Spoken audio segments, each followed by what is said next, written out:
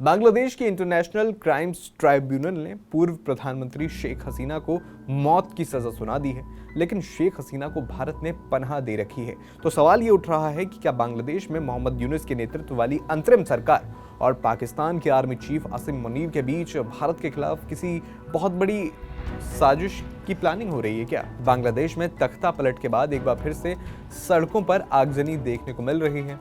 फैसले के खिलाफ आवामी लीग ने आज पूरे देश में बंद का ऐलान किया। मोहम्मद यूनुस की फौज और शेख हसीना के समर्थक राजधानी ढाका की सड़कों पर आमने सामने उतर आए हैं। गृह युद्ध जैसे हालात हैं। ट्राइब्यूनल ने शेख हसीना को जुलाई 2024 के छात्र आंदोलन के दौरान हुई हिंसा और हत्याओं का मास्टरमाइंड बताया और उन्हें मौत की सजा सुनाई। ये सजा अनुपस्थिति में दी गई क्योंकि शेख हसीना अगस्त 2024 से ही भारत में शरण लिए हुए हैं। आईसीटी वो ट्राइब्यूनल है जो हसीना ने ही 1971 के युद्ध अपराधों के लिए बनाया था। अब उसी ने उन्हें सजा दी। हसीना ने इसे राजनीतिक बदला और फर्जी ट्राइब्यूनल का फैसला कहा। उनका आरोप है कि बांग्लादेश के ट्राइब्यूनल में जो जज हैं वे सब मोहम्मद यूनुस के द्वारा ही चुने गए हैं और वे वही करेंगे जो वो कहेंगे। फिलहाल शेख हसीना मौत की सजा के खिलाफ 30 दिन के अंदर सुप्रीम कोर्ट में अपील दायर कर सकती हैं, लेकिन इसके लिए उन्हें पहले बांग्लादेश लौटकर गिरफ्तारी या सरेंडर करना होगा। बांग्लादेश सरकार ने भारत से हसीना की प्रत्यार्पण की मांग की है, लेकिन भारत ने सिर्फ फैसले को नोट किया है, ये कहा है और शांति की अपील की है। अब सवाल यह है कि मोहम्मद यूनुस की सरकार ने शेख हसीना को सीधे मौत की सजा ही क्यों सुनाई?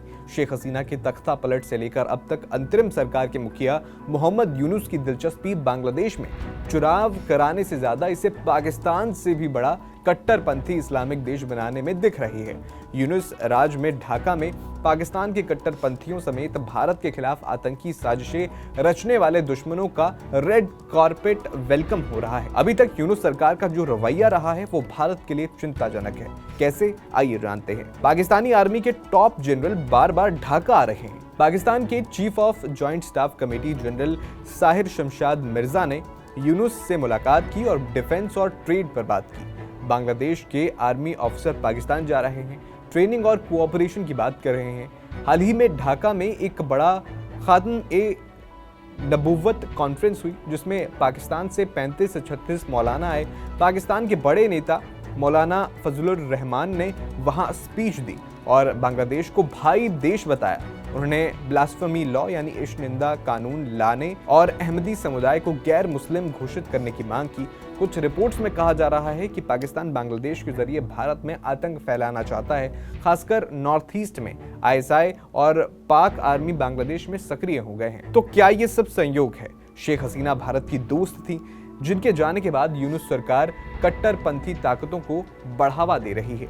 पाकिस्तान के आर्मी चीफ आसिम मुनीर के करीबी लोग बांग्लादेश में घूम रहे हैं, जैसा कि हमने आपको बताया। कई एक्सपर्ट्स मानते हैं कि पाकिस्तान बांग्लादेश को अपना पूर्वी हिस्सा जैसा समझ रहा है और भारत के खिलाफ गेम खेल रहा है।